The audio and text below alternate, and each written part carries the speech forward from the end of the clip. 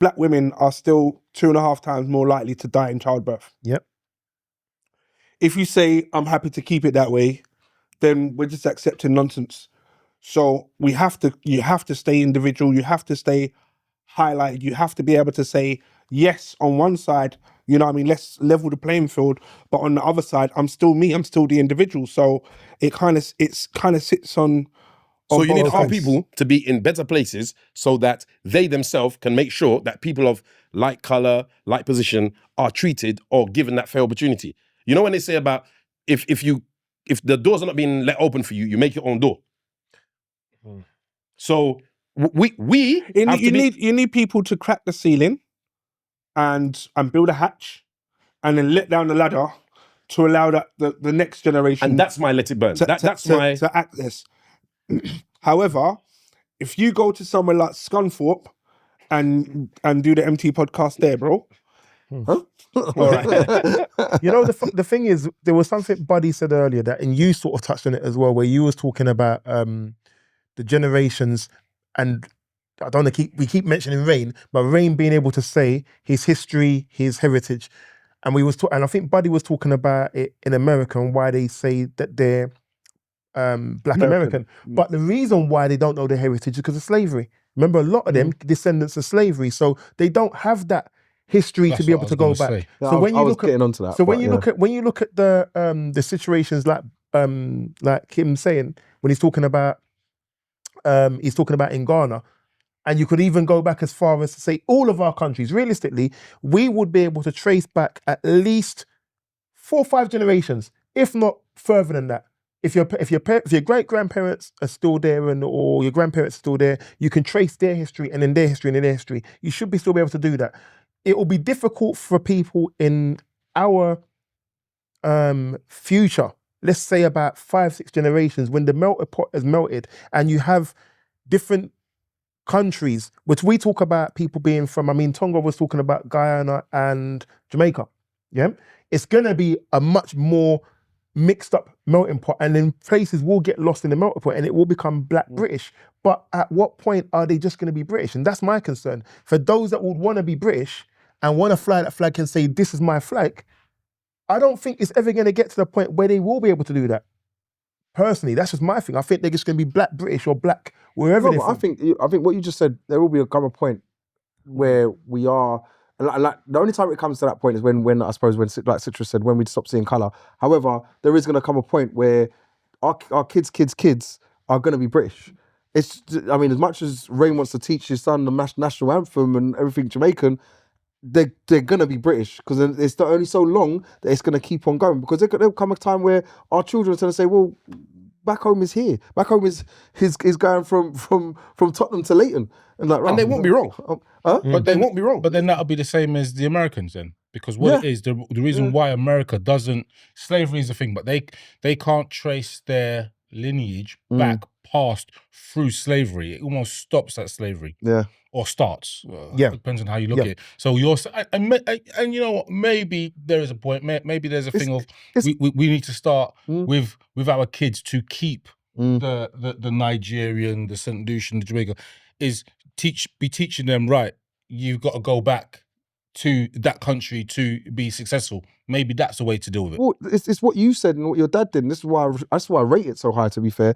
It's keep on teaching, because if you now teach your one, and then your one now teaches his one, and it will keep it on to say, when it gets to, like, when I'm saying kids, it's now not going to be a case, he's going to be like, well, I'm Jamaican. Like, my granddad's granddad was, you know what I mean? He knows. But whereas, like I said, that doesn't happen in every household. No. Do you know what I mean? And it's not going to happen in every household. As much as we're doing this podcast now and we're trying to put it out there, not every household is going to be able to turn and say, you know what, I've told my kids and they've told their kids and they've told their kids where we're originally from, because I guarantee you, we're going to be, if we all live in living in England now and we're successful in whatever we're doing, we're going to have kids, and then afterwards they're going to have kids and they're going to be successful in England, and they're going to be, they're not moving out of England to say, I'm living going back home. They're not going to. This is their home. So one of the points is, it's very interesting that you mentioned St. Lucia, Guyana, Jamaica, etc. But we should be talking about Ghana. We should be talking about the Gold Coast. Do you know what I mean? The Cape Coast. We should be talking about Nigeria. We should be Benin. talking about Togo. We should be talking about Benin. We should be talking about Cote d'Ivoire. Because that's probably our original heritage, isn't Because it? that's the original Not heritage. probably. But Not probably. well, I'm with probably, to be fair. You have to be fair with that. But so when you say that, if you then take what's happened over the last 400 years and then place it over the next 400 years, you can't turn around and say that all of these other places are going to be so far diluted that they're just forgotten. And it's right, you're mixed race, I'm mixed race, he's mixed race, he's mixed race, he's mixed race. Everyone's mixed race because now the races have integrated so much. So we're all, this is why I'm saying we're all brown. Do you get what I mean? That's why I got it when you said it. And at that point, are you Jamaican? Well, my great granddad's cousin's Jamaican, so I must be. Do you know what I mean? So are you from? I'm 20% Jamaican. So yeah. So and at this point, at that point, when you get to that position, it's when, unfortunately, actual Jamaicans or Nigerians or Ghanaians come over, and then I turn around and say, "Yo, my great granddad's Jamaican. Nah, you're English." Do you get what I mean? It's gonna be exactly the same thing. And to put meat on the bone, how many of us here, our kids have a passport from the country that we associate with? Oh, Do you no. even have a got Jamaican? one. Do you even have a Jamaican passport? No. I never got a passport from any of my heritage countries. I do. I've got a Nigerian passport and a British I mean, passport. you're not included in this conversation. My son doesn't know. My son, and I've never thought about it. As you can, what's the point? But yeah, But the symbol of it, it is. yeah. Do you see what I mean? You say what's the point, but saying to him, "Here you go, there's your Jamaican passport," that puts in his mind, I'm a Jamaican. I'm a Jamaican. yeah. I think there's other things that cost a lot less money and hassle. Like it's hassle Yeah. to get a Yes, Jamaican and passport. this Maybe is- for the same as Yes, Nigerian. Nigeria is difficult. ridiculously You difficult. see, And this something, is the thing. something else. When something else happens, the rules will relax, and then we can all go and then apply, and then see what Very, happens. very soon. So, no, in saying that, the Jamaica system has been relaxed.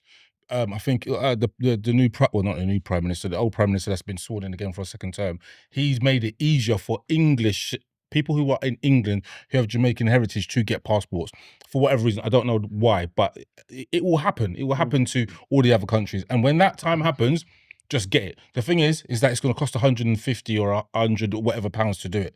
But what I will say for my St. Lucian friends in the room is that there is now I don't know if it's an economic deal that was done between St. Lucia and Nigeria, but there was something done fairly recently where the Nigerian president was in St. Lucia and they're building links and ties. I think it's similar to the Barbados and Ghana. Ghana, and the year of eternity for Ghana. So I'm sure that's going to be something we touch on to. But I know we're coming close to the end of this podcast. Just to remind everybody, the next podcast we'll be doing in 7 days' time, which is different for us, because we was away for so long. We're going to hit you with a double dose. This next podcast we'll be doing will be on Black History Month. Make sure you're locked in.